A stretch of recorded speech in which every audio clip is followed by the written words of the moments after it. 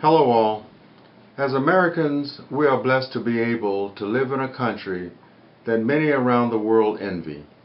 Every now and then, I come across a few well-meaning fellow citizens who, for whatever reason, seem to take for granted the many sacrifices made by others to ensure that we as Americans continue to maintain that freedom. Often those same people are consumed with their individual freedoms and immediate surroundings, missing the big picture. If only we all took just a moment to reflect on the invisible scars of war that are staring us in the face every day. As a U.S. Air Force veteran, a former hospital commander, flight surgeon, and current practicing general surgeon, I do not believe that many of us actually grasp the realities and consequences of the toll taken on our soldiers and their families when we send them off to war or when they return home. The freedom that we all enjoy every day comes at a price, one of enduring pain, suffering, and death. For those lucky enough to return home, they carry with them the invisible scars of war, with which they and their families carry every day for the rest of their life. A statistical review as of September 2014 showed that there are about 2.7 million American veterans of the Iraq and Afghanistan wars. In comparison, there are 2.6 million Vietnam veterans who fought in Vietnam and 8.2 million Vietnam-era veterans. That is, those who served anywhere during any time during the Vietnam War. No matter the war, these veterans are plagued by the same maladies of PTSD and suicide. At least 20% of Iraq and Afghanistan veterans suffer from PTSD and/or depression. This number is obviously higher when combined with those who suffered traumatic brain injuries. A comprehensive analysis published in 2014 found that among male and female soldiers ages 18 years or older returning from Iraq and Afghanistan, PTSD rates range from 9% shortly after returning from deployment to 31% a year after deployment. A 2012 VA suicide data report showed that the rates of veteran suicide are much higher than previously thought, as much as 5,000 to 8,000 veterans a year.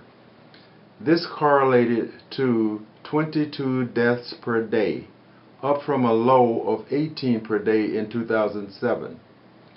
In 2014, the daily veteran suicide rate was noted to be 20 per day. I do not see that as a cause for celebration. Now, over the past 15 years, the civilian suicide rate increased by 23%, while that for veterans jumped 32%.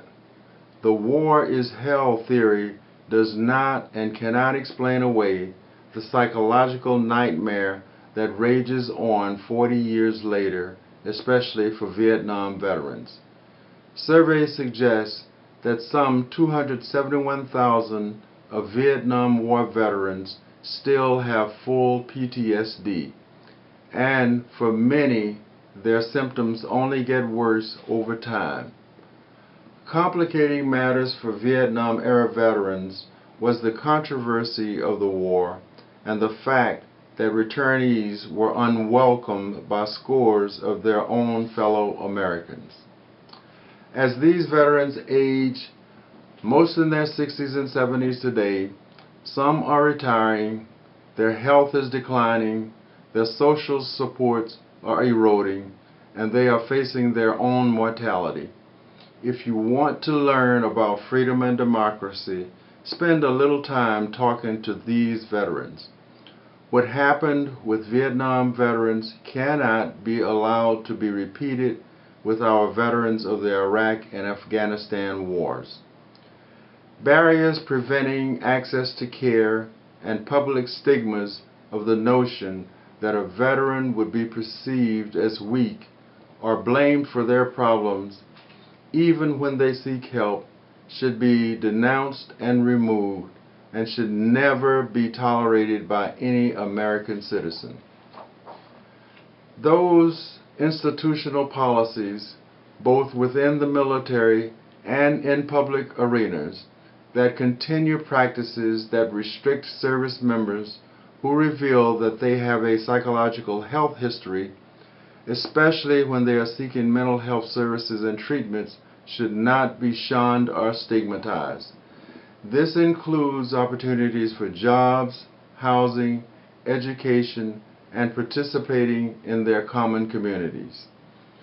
The wars in Iraq and Afghanistan have resulted in injuries that currently are disabling for many and potentially disabling for many more in the future. These wars have also put unprecedented strain on families and relationships. It is imperative that we, the American people, ensure that our servicemen and women get the help and services that they need and deserve. If we are to remain grounded in and believe in principles we established well over 200 years ago, we owe these men and women nothing less. Thank you.